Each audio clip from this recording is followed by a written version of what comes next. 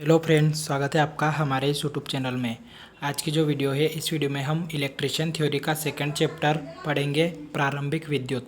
तो फ्रेंड्स, इससे पहले हमने एक चैप्टर के वन लाइनर क्वेश्चन कंप्लीट कर लिए हैं। अगर आपने वो वीडियो नहीं देखा है तो आप प्लेलिस्ट में जाकर इससे पहले वाला जो वीडियो है वो वीडियो देख सकते हैं। आज की जो वीडियो है, इस वीडियो में हम पढ़ेंगे प्रारंभिक विद्युत नाम का जो चैप्टर है उसके वन लाइनर क्वेश्चन। तो सिंगल वन लाइनर क्वेश्चन है फ्रेंड्स, ज़्यादा कठिन क्वेश्चन नहीं है। एक ही बार में अगर आप वीडियो पूरा अच्छे से सुन लेते हैं तो केवल सुनने से ही आपको ये याद हो जाएंगे और इनमें से आपके एग्ज़ाम में एक क्वेश्चन ज़रूर आएगा, तो आप इसे ध्यान से देखें। तो सबसे पहले फ्रेंड्स, यहाँ पर प्रारंभिक विद्युत, तो बेसिक इलेक्ट्रिसिटी को जानने से पहले हमें परमाणु के बारे में जानकारी होनी चाहिए और परमाणु से पहले हमें प्रोटॉन, इलेक्ट्रॉन और न्यूट्रॉन के बारे में जानकारी होनी चाहिए। तो सबसे पहले हम देखते हैं प्रोटॉन की खोज। तो प्रोटॉन की जो खोज है 1911 में रदरफोर्ड व गोल्डस्टीन ने की थी। इसके बाद यहाँ पर न्यूट्रॉन की खोज, तो न्यूट्रॉन की जो खोज है वो 1932 में जेम्स चैडविक नामक वैज्ञानिक ने की थी। इसके बाद नेक्स्ट है इलेक्ट्रॉन की खोज सन 1897 में जोसेफ जॉन थॉमसन या फिर जे थॉमसन भी इनको बोलते हैं नामक वैज्ञानिक ने की थी। इसके बाद है परमाणु संरचना की त्रिज्या। तो परमाणु संरचना की त्रिज्या 3 × 10⁻⁻⁹ सेंटीमीटर होती है। इसके बाद यहाँ पर है इलेक्ट्रॉन का भार। तो इलेक्ट्रॉन का जो भार है या इलेक्ट्रॉन का जो द्रव्यमान है वो होता है 9.1 × 10⁻−31 किलोग्राम या फिर 9.1 × 10⁻−28 ग्राम। तो फ्रेंड्स, अगर ग्राम में पूछे तो -28 आएगा और अगर किलोग्राम में पूछे तो घात में -31 आएगा। इसके बाद प्रोटॉन का भार अगर हमसे पूछे तो प्रोटॉन का भार होता है 1.67 × 10⁻27 किलोग्राम या 1.67 × 10⁻24 ग्राम। तो यहाँ पर अगर आपको ग्राम में पूछे तो आपको 1000 उसका भाग दे देना है, तो यहाँ पर ग्राम आ जाएगा। और अगर आप 3 जीरो बढ़ा देते हैं तो किलोग्राम आ जाएगा। तो इस तरह से ग्राम में या किलोग्राम में किसी में भी पूछ सकता है, ज़्यादा चांसेस है किलोग्राम में पूछने के। इसके बाद न्यूट्रॉन का भार। तो न्यूट्रॉन का जो भार होता है वो प्रोटॉन के भार के बराबर होता है और प्रोटॉन और न्यूट्रॉन का भार लगभग बराबर होता है। तो इसमें 1.67 × 10⁻27 किलोग्राम या फिर 1.67 × 10⁻24 ग्राम होता है।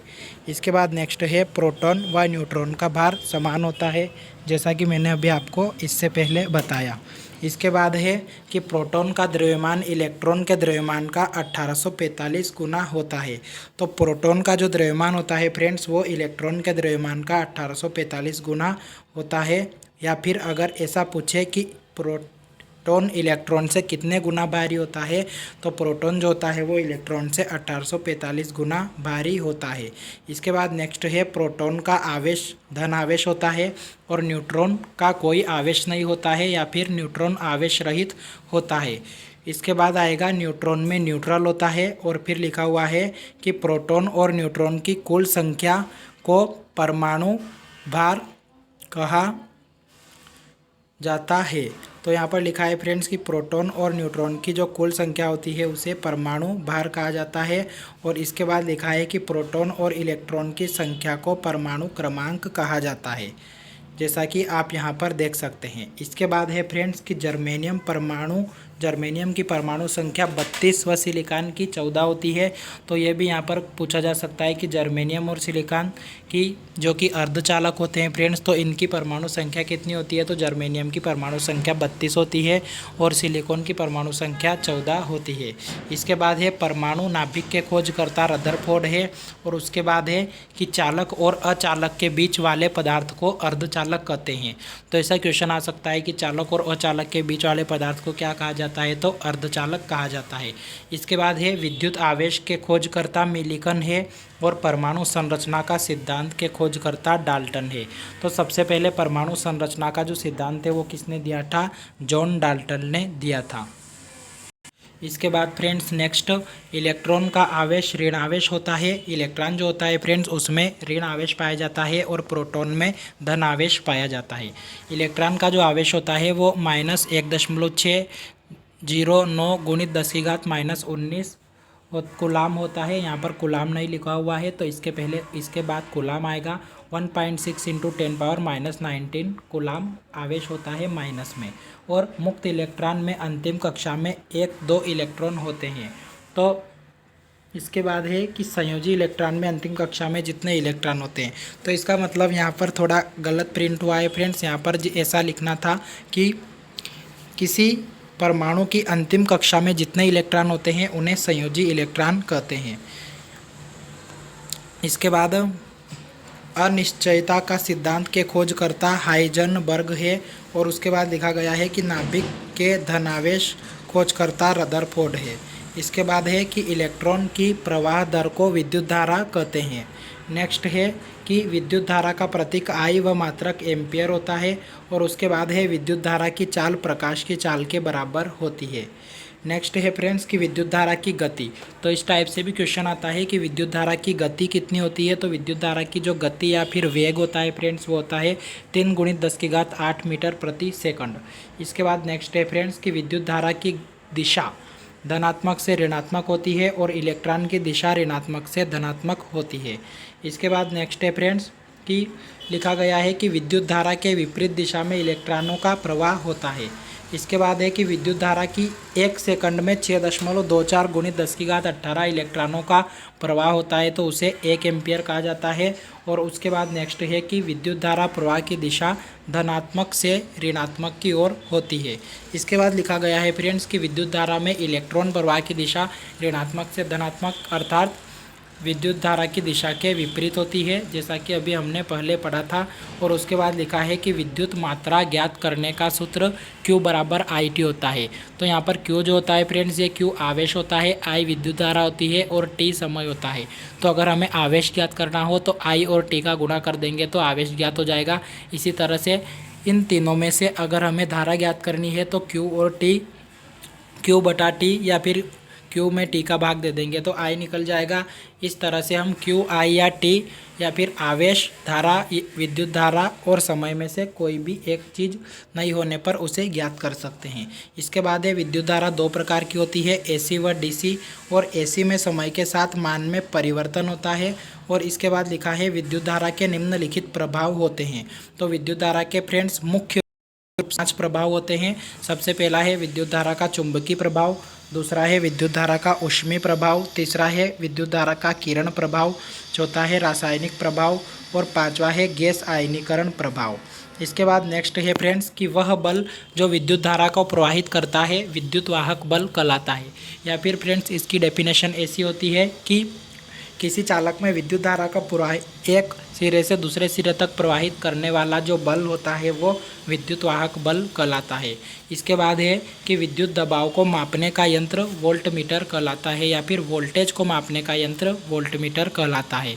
तो इस तरह से फ्रेंड्स हम 1 लाइनर क्वेश्चन पढ़ रहे हैं। अगर आपको समझ में आ रहे हैं तो आप वीडियो को लाइक करें और अगर आपने चैनल को सब्सक्राइब नहीं किया है तो चैनल को सब्सक्राइब करें। तो चलिए फ्रेंड्स इसके आगे बढ़ते हैं। धारा व प्रतिरोध का गुणनफल वोल्ट कहलाता है। तो यहाँ पर V = IR ओम का नियम या V समानुपाती I होता है और R इसमें प्रतिरोध रहता है। तो धारा व प्रतिरोध का गुणनफल वोल्ट कहलाता है। तो इसे हम I और R का गुणा करते हैं तो हमें V प्राप्त होता है। इसके बाद लिखा है पृथ्वी का विभव 0 माना जाता है और पृथ्वी का प्रतिरोध भी लगभग 0 होता है। इसके बाद यहाँ पर लिखा है कि वोल्टेज का मात्रक जूल प्रति कूलाम होता है। और इसके बाद लिखा है कि 2 विभव के अंतर को विभवांतर कहते हैं। इसका जो प्रतीक होता है फ्रेंड्स वो V होता है और मात्रक वोल्टेज होता है। इसके बाद 250 वोल्ट तक निम्न वोल्टेज कहलाती है, 250 से 650 वोल्टेज तक मध्यम वोल्टेज कहलाती है और 650 से 11,000 वोल्ट तक उच्च वोल्टेज कहते हैं। इसके बाद नेक्स्ट है कि 11,000 वोल्ट से अधिक अति उच्च वोल्टेज कहते हैं। इसके बाद है फ्रेंड्स कि विद्युत धारा के मार्ग में जो विरोध उत्पन्न करता है उसे प्रतिरोध कहते हैं और वोल्ट तथा धारा के अनुपात को प्रतिरोध कहते हैं। तो R = V/I होता है। और प्रतिरोध का प्रतीक अगर आपसे पूछे तो आपको लिखना है कि R और अगर मात्रक पूछे तो ओम होता है। निम्न प्रतिरोध का मान 1 ओम से भी कम होता है और मध्यम प्रतिरोध का मान 1 ओम से 1 लाख ओम तक होता है। इसके बाद है कि उच्च प्रतिरोध का मान 1,00,000 ओम से अधिक होता है। और उसके बाद लिखा है मनुष्य के शरीर का प्रतिरोध। तो मनुष्य के शरीर का प्रतिरोध कितना होता है? तो जब शरीर गीला हो तो लगभग 1,000 ओम या फिर 1 किलो ओम होता है। जब शरीर शुष्क हो तो लगभग 1,00,000 ओम या फिर 100 किलो ओम होता है। इसके बाद है कि चालकता प्रतिरोध के विलोमानुपाती होती है।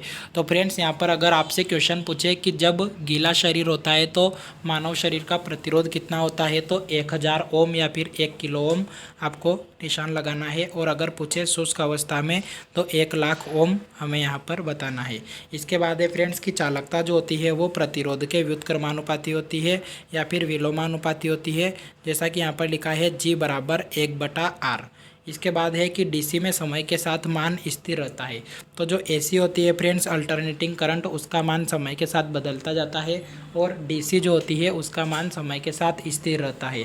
तो इस तरह से फ्रेंड्स हमने प्रारंभिक विद्युत नाम के चैप्टर के 1 लाइनर जो क्वेश्चन थे वो कंप्लीट किए।